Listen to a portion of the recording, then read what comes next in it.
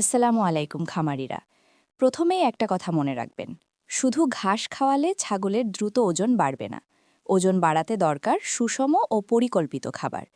ছাগলের দৈনিক খাবারের সঠিক অনুপাত হবে ৫০% সবুজ বা কাঁচা ঘাস, ৩০% ভুসি বা দানাদার খাবার, ২০% প্রোটিন সমৃদ্ধ খাবার যেমন খৈল, ভুট্টা গুঁড়া, ডাল ভাঙা।